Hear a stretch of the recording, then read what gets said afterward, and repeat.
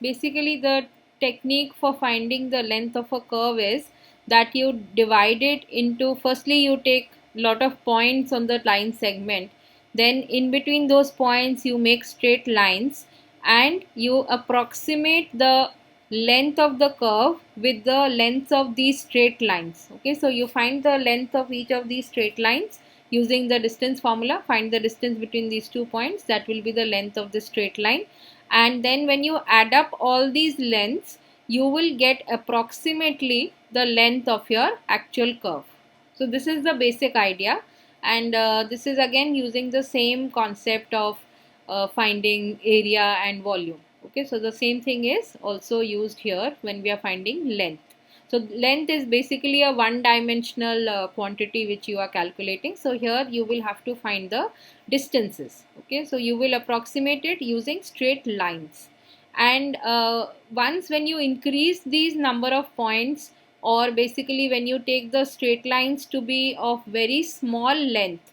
Okay, so you can see that when your straight line is a big line, or when you have the least number of points which is 2, then your actual curve length and the length of this straight line, there is a lot of difference.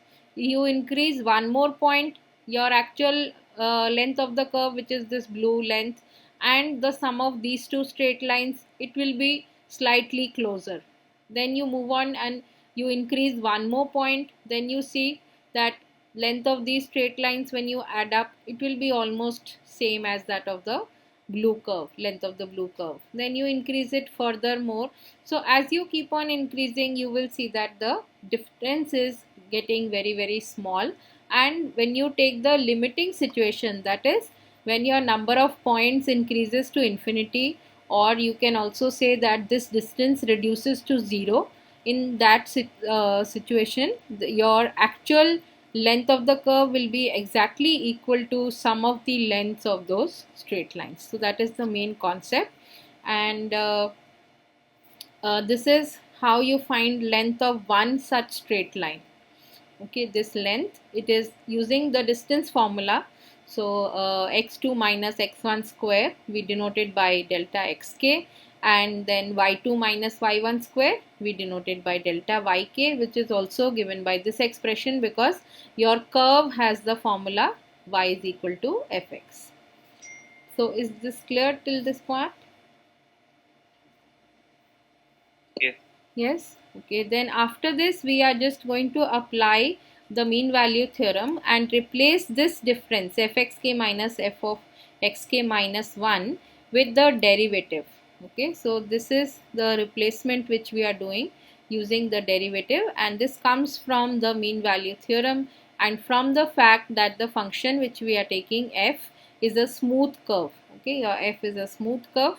So using those two facts about your function and using the mean value theorem, we get this difference in terms of the derivative at a point, and in the limiting situation you can just replace this specific point to a general x, and this delta xk, the gap or the length of the, basically this is the horizontal distance between the 2 points which you are taking. So that gets replaced by dx, and your summation gets replaced by the integration symbol.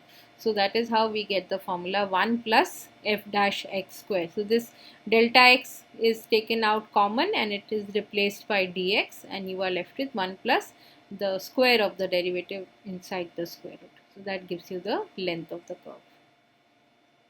Is it okay? Yes. Yes. Anyone else has any doubts with the formula? So these are the basic two results which you have to learn and apply in the questions accordingly as you are taking the length from y varying from one point to another point, or you have to take it on the x-axis. So depending on that you will take the formula. So this same question we'll do in the other way. So now you have to take the other expression, that is 1 plus dx by dy whole square. So in this case now you are going to consider the length, or when you are calculating the length you will have to take the limits in terms of y, that is from 1 to 2 root 2.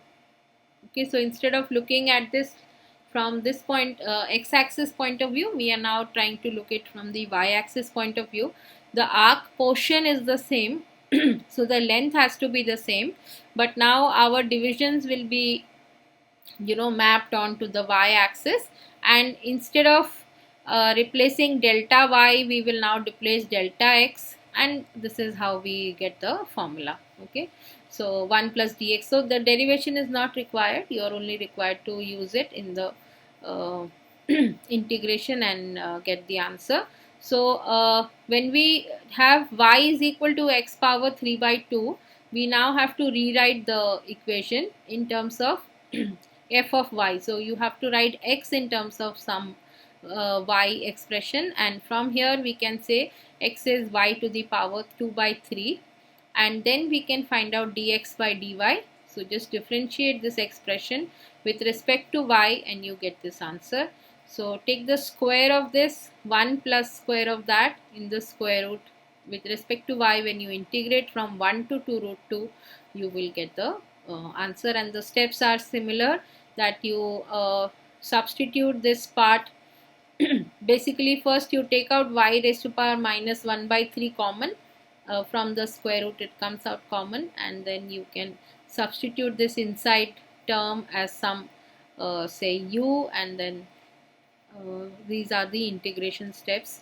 So just go through this and let me know if there is something you want me to explain here. Yes. In this question, you have done this with two ways, right? Yes. With x-axis and y-axis. Yes. Because yesterday we did something different. Yes, yesterday we did it with respect to x-axis. Okay. So I'll move to the next question.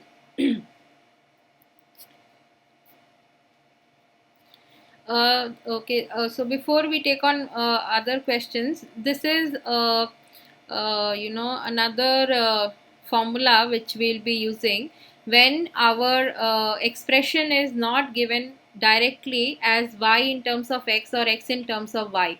Okay, so in case your graph or the function is given in the parametric form, like x is equal to some expression in terms of t and y is also some expression in terms of t. Okay, so I hope you are familiar with this form of a function notation where you do not have y directly in terms of x or x in terms of y. Are you all aware of this kind of a notation? Yes, ma'am. Yes, this is called a parametric representation of a curve. Okay, where you have a third variable coming in, which is your parameter, and you are provided with the limits for that parameter, and your x is in terms of that variable t, y is also in terms of that t. So in this situation, the formula changes to this particular expression. So this is again following the same procedure, okay, and you will again be applying the mean value theorem. So the derivation, as I said, is not required, and ultimately you get a similar expression, but you have now dx by dt whole square and dy by dt whole square. So instead of finding dy by dx, now you have to find dx by dt and dy by dt, and you have to integrate with respect to t, where t varies from a to b. So this is another type of question which you may be asked instead of the other representations. Okay, so if you have a parametric representation for your function, then in that case you are required to find the derivative. Either what you can do is find out y in terms of x directly, that is one thing which you can do, and then apply the previous formula, or you can directly also find the length of the curve. Okay, is it fine? Ma'am, we can also. Yes.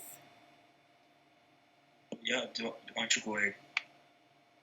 Okay. Ma'am, we can also find like dy over dx first. Yes, that is what I said. You can find first directly y in terms of x and then find dy by dx. But then you will also have to find the limits of y or x, whichever variable you are integrating with respect to. Okay, so you have to find what is the, because here you will be provided with limits for t, so accordingly you will have to provide limits for x varies between say x1 and x2, so these two numbers you also have to find then. Okay, and then you can apply the previous formula, that is this integration root of 1 plus this with respect to x. Okay, ma'am. Okay, so it will give you the same answer because your curve segment, the curve is the same, so it is not going to change. So but if you do that, then there are some additional steps which you have to perform. Firstly, you have to find dy by dx, so you know how to find it. It is dy by dt divided by dx by dt. So in any case, you are going to find these two derivatives which are directly used here, and secondly you also have to find the limits. So basically what you'll have to do is that when your t is equal to a, find x. Okay, what is x? So this thing you have to find, that will provide you with the lower limit, and then when your t is equal to b, what is the value of x? This will provide you with the upper limit. So these values you will have to calculate, and then you can apply this formula. So completely your choice how to do it, and it is usually more I mean easier to do it directly rather than performing, because anyways you are finding the derivatives. Other than that, I mean, you can do it without finding these derivatives. So anyways you have to find these two. So directly if you substitute and put these limits, then the calculation is lesser in this case. Okay. Ma'am, Yes. I had a question. I mean, parametrically, t is a constant value, right? Anywhere between a and b. Yes, t will vary, but I mean, you can't say it is a constant. T varies Ma'am, between a and b. so like if we define a parametric equation, will it be a smooth curve? Ma'am, because in x it's something else and it's y and it's something else. Yes, but when you write y is equal to fx, it is going to be, I mean, the questions which you will get will definitely be all smooth curves, okay, where, so you don't have to check anything. So usually you will either get it in terms of sine, cosine, trigonometric expressions, or they would be some polynomial expressions. So all such expressions are smooth, okay. So basically in parametric it's like this, na, ki, one part x equal to xt defines some part of the line, and y is equal to y defines some part of the line, and then one line is formed, right? No, it is not exactly. For example, if you look at the equation of a circle, okay, we also, you can either write it like this: x square plus y square is r square, or you can also write it as x is r cos theta and y is r sin theta, where r is fixed and theta varies from 0 to 2 pi. So this is a parametric representation of the curve, which is a circle. Okay, so it is not that this will define half of the curve and this will define. It is that this first expression is telling you what is the x coordinate for any point on the circle, on the curve, and this is going to tell you how to find the y coordinate corresponding to the same point. So you are referring to the same point. The first expression is giving you the expression for x coordinate, the second one is telling you what is the y coordinate, but it is not directly giving you the values, it is giving it to you in terms of theta. So when you take theta as pi, you will get one point on the circle and its coordinates will be given by r cos pi and r sin pi. So according to what is r, you will be able to find the coordinates of one single point. Okay, so when I vary theta over different values, so theta equals to pi, if I take, then x is equal to r cos pi, y is equal to r sin pi. This is one point on my curve. Okay, then you take theta as say pi by 2, you get another point. You take theta as say 3 pi by 2, you get another point, and all other values of theta when you take, you get the different points, and when you join all those points, you will get your circle, the graph. Okay, so it's not that they are Yes. defining different branches, they are just giving you coordinates of one point. The first equation is giving you the x coordinate, the second one is telling you the y coordinate depending on t. So both of them are depending on a third variable now. Okay. Okay, so I will Okay. take up some examples. Like here you have a curve where x is in terms of t, y is also in terms of t. So as you can see that it is not a very straightforward task to straight away write y in terms of x or x in terms of y. So it may not be that straightforward every time. So it is always better to apply the direct formula for finding the length of the curve. So this is the curve and you have to find the arc length, okay, the portion of the curve when your t is from 0 to 1. What is the length of the curve when t varies from 0 to 1? So So, ma'am, in these type of questions, like the intervals will would also like that those will be given, right? yes, the values of the parameter or the interval, everything will be provided to you. Okay, you will have to find the length of the curve in a certain region. Obviously the curve is it may not be a finite, I mean this thing closed curve. Like for a circle, obviously we know that it is a closed curve, so the entire length we can find. But if your curve is stretching in both the directions, so there is no such concept as finding length of a curve like this, I mean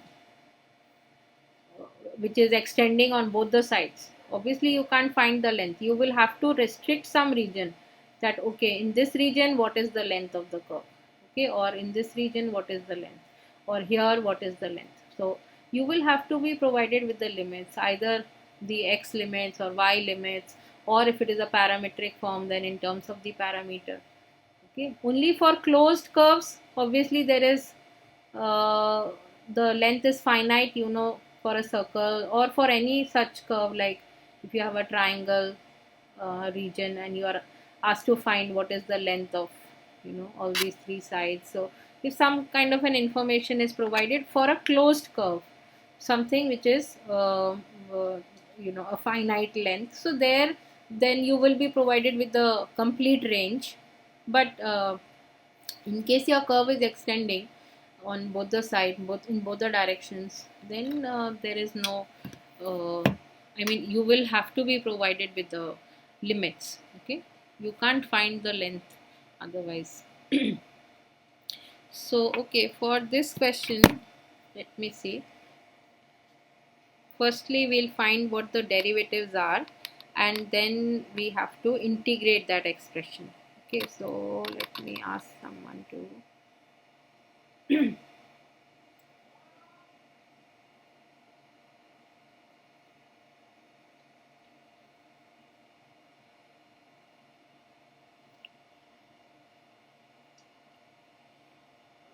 okay, Adil, in this case, Adil, are you listening?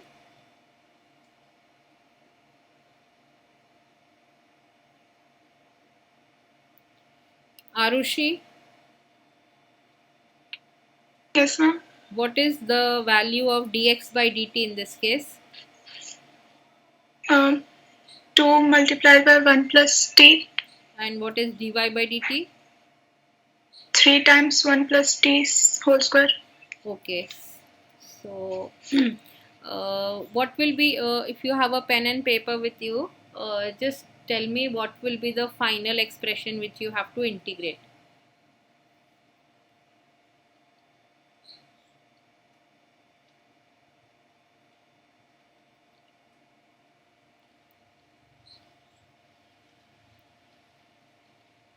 What is it? Square root of? One second. Okay.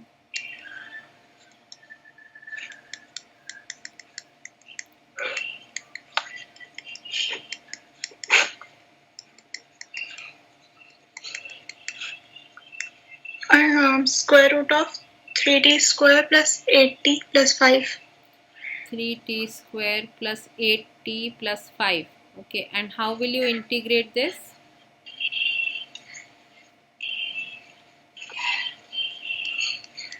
Can write it as 3t square plus 8t plus 5 raised to power 1 by 2. Okay, then Then directly by the formula of x raised to power n plus 1 upon n plus 1. okay, directly. Does anybody else know how to integrate this? Would we complete this property of integration will be applied? Okay, first of all, is it correct, this final form? Did anybody else do it? Ma'am, I was getting a different answer. What are you getting? Ma'am, when I calculated, I got t plus 1 out of the square root.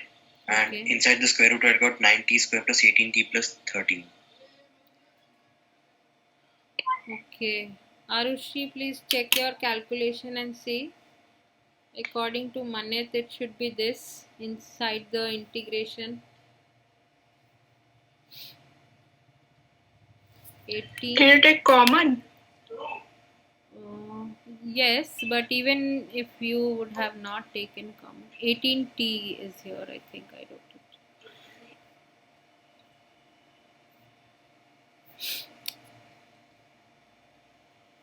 What did you do? The integration square root of, did you do dx by dt whole square?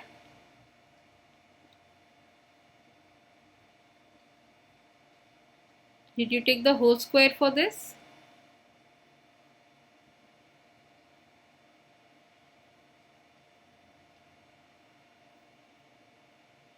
Arushi?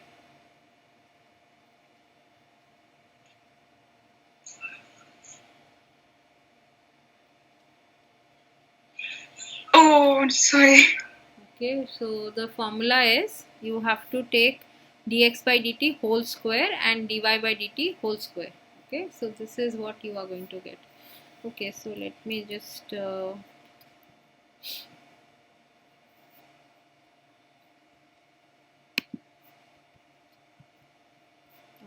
is some problem. Just a minute.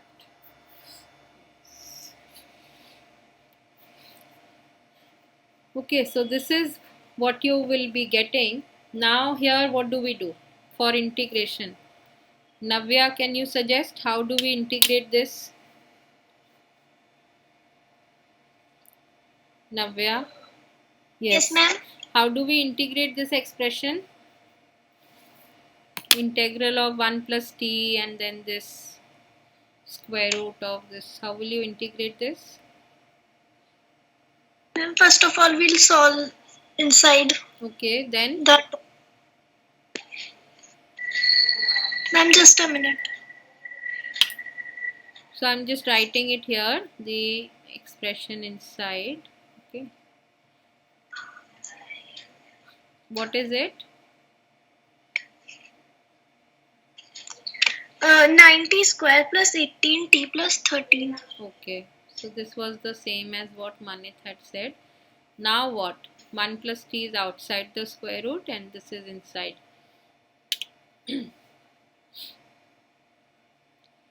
How will you integrate?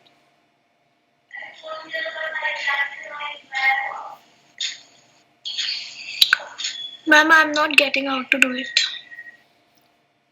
Okay, Rishabh.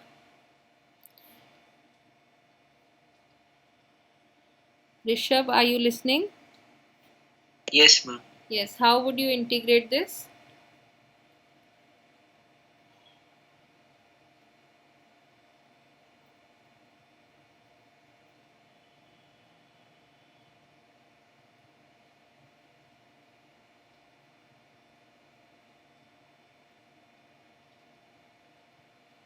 Yes.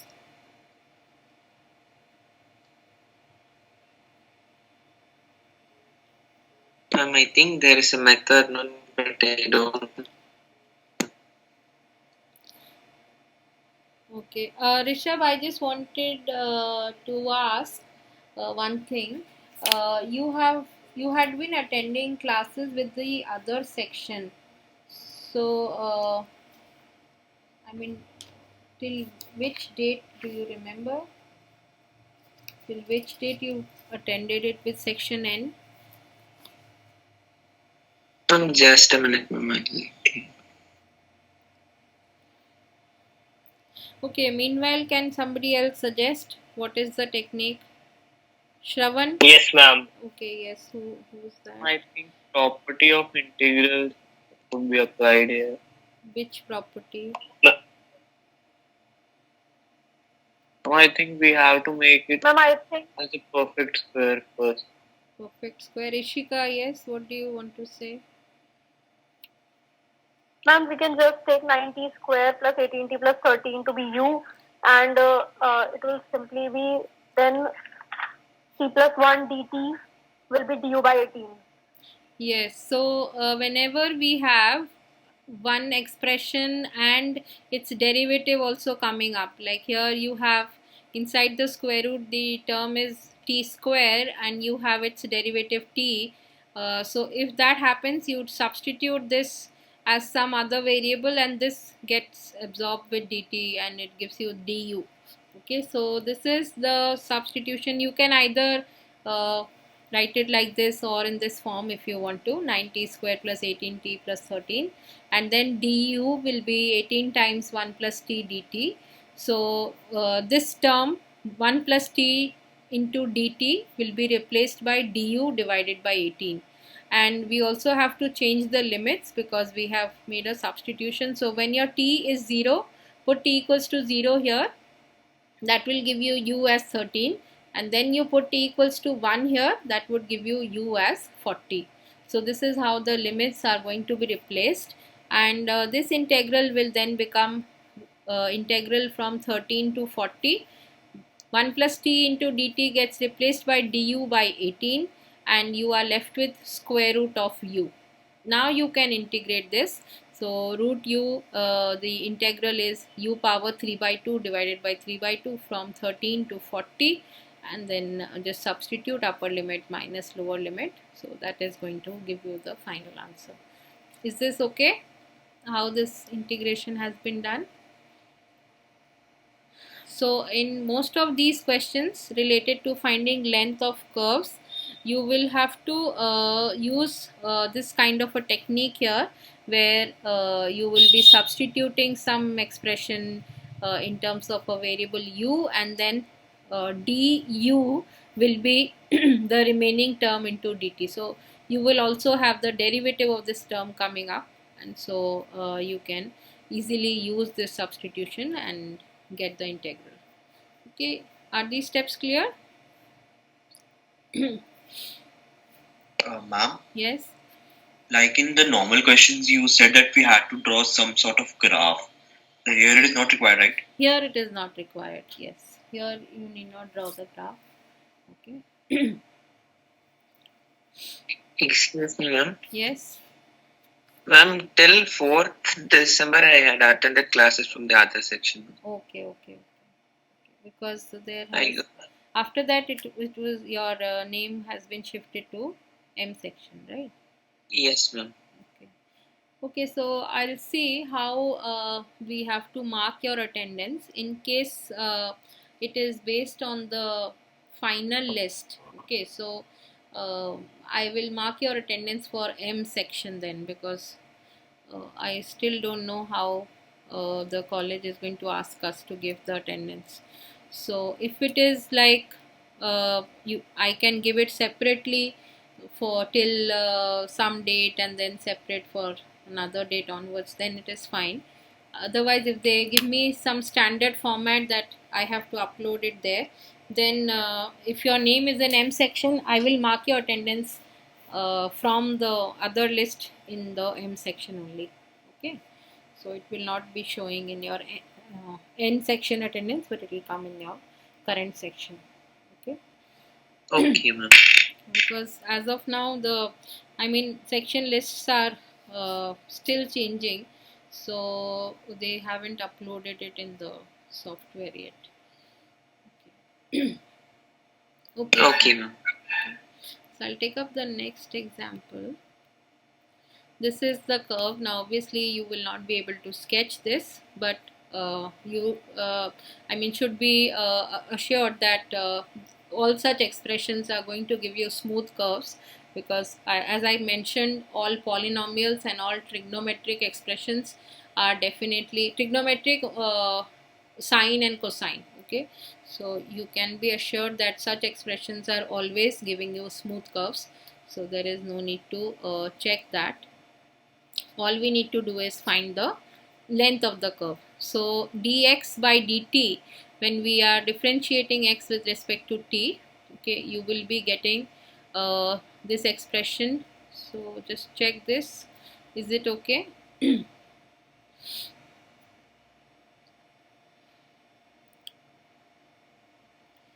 Is this fine? Is there any problem with these two derivatives, dx by dt, dy by dt?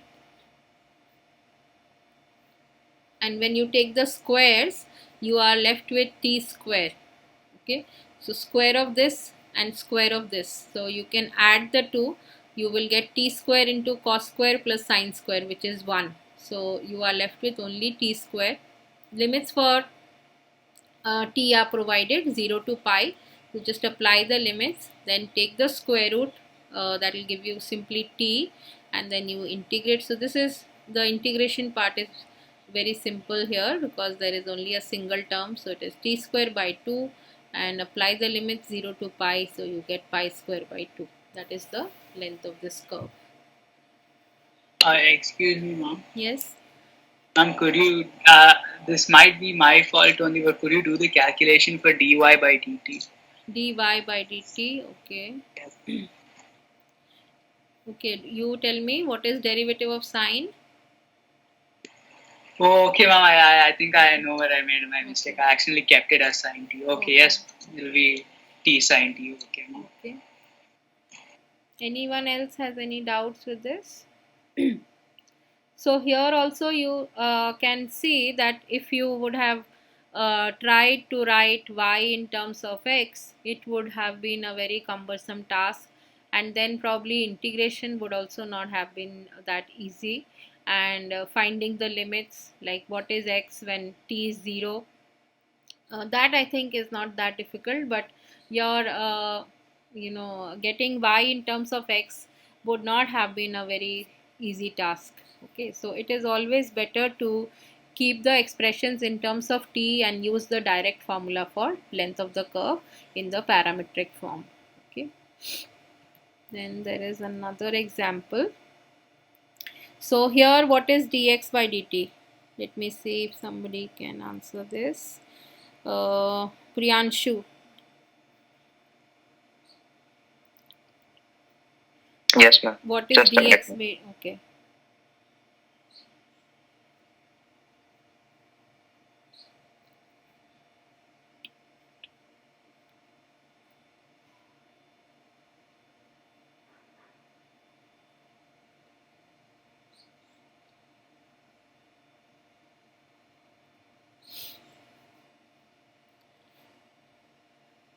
And 3 cos square t into sin t. 3 cos square t into sin t. That's it.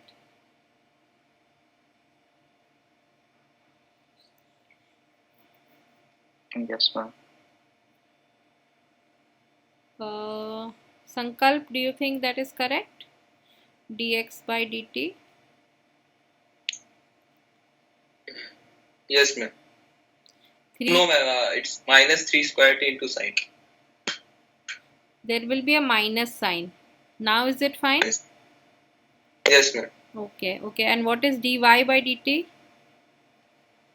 3 sin square t into cos t. 3 sin square t into cos t. Okay, thank you. Priyanshu, did you see the mistake?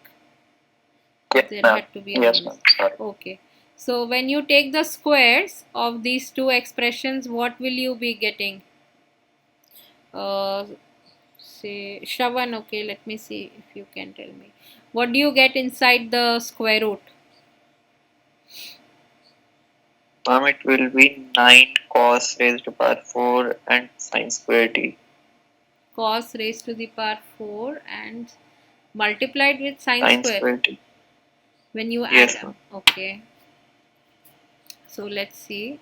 You have 9 cos 4 and sine square plus 9 sine power 4 into cos square. So what would you do next? You can take out cos square and sine square common and 9 also, and then you will be left with cos square plus sine square.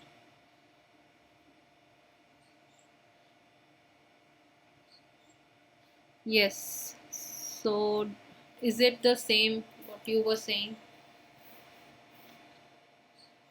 Yes, ma'am. Okay, I thought you said cos 4t.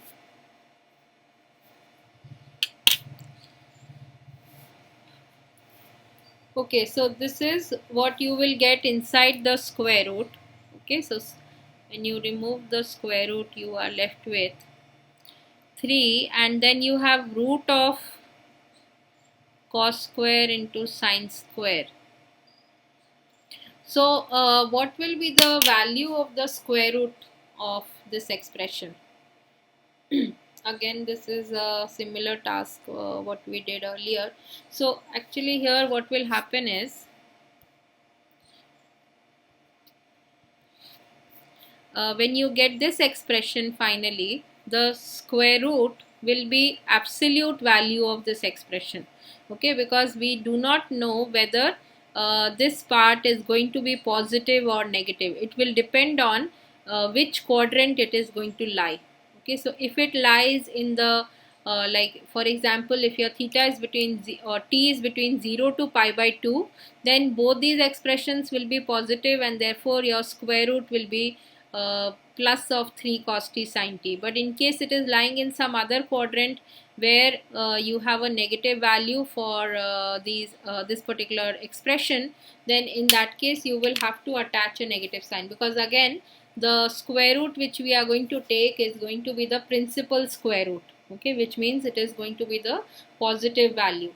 So we have to divide our entire interval into 4 parts and then integrate in the 4 parts separately. Okay, because length of the curve has to be found and this part has to be always positive. Okay, we are going to take the principal square root because this is ultimately giving us the length of the curve, so it can't be negative. You can't say that suppose if it is some say it is this shape for example, and if your value is positive 1 here and then negative 1 here and then again positive 1 and then negative 1, so if you do not take the absolute value sign, you will see that the length comes out to be 0, because then positive negative values are going to cancel out. So when you are integrating from 0 to 2 pi, alternately if you are getting positive and negative values, they will in fact cancel out each other. So you can't be doing that, and therefore you will have to take the exact sign of the expression and see what is the absolute value. So in case your expression is negative, then absolute of that will have a negative sign when you remove the absolute value sign, and in case the sign of cos t into sin t is positive, then you keep a positive sign in front of the expression. Okay, so here you have to be very careful with the values, because this ultimately is ranging from 0 to 2 pi, so it is ranging over all values of x, and so when you are taking the square root, you have to be careful that you take the positive root only. Okay, because otherwise these values will cancel out each other. If you take the actual signs, then you will also get negative signs and positive depending on where it is situated. Okay, Ma'am, yes. can't we do like that if we don't take that mod? And if it comes out to be negative, so we can say that the length can never be negative and cancel out that negative sign and make it positive. Yes, you can do that, but in any case, you will have to check it in the 4 quadrants separately. Okay, so instead of writing this, what you can do is, if you are not comfortable with the absolute value sign, you can just split this into 4 integrals. Okay, so sorry, pi to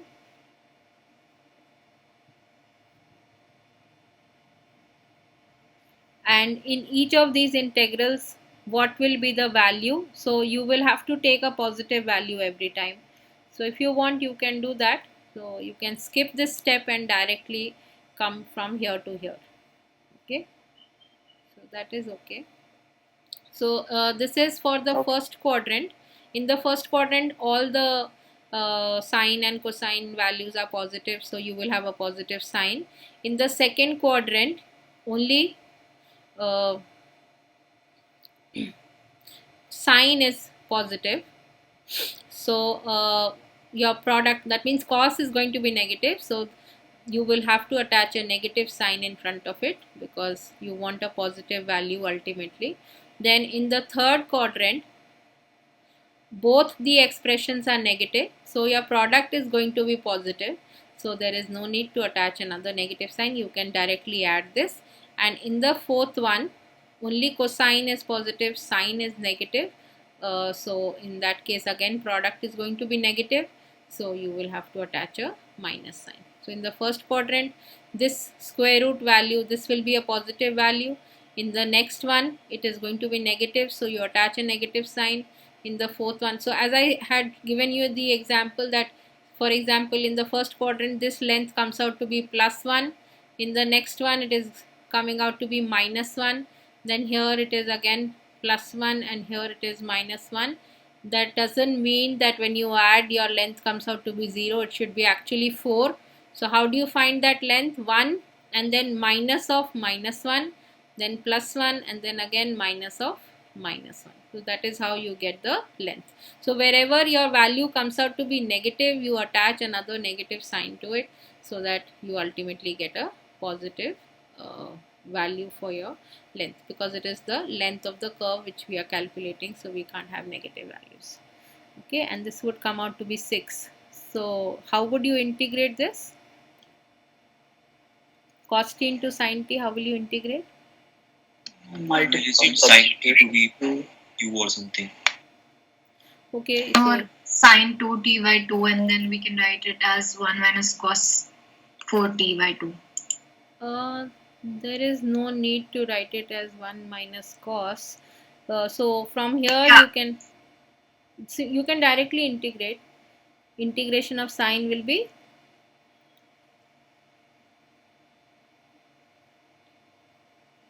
what will be the integration of this term? Sine 2t? Minus cos 2t by 4. Cos 2t. Yes.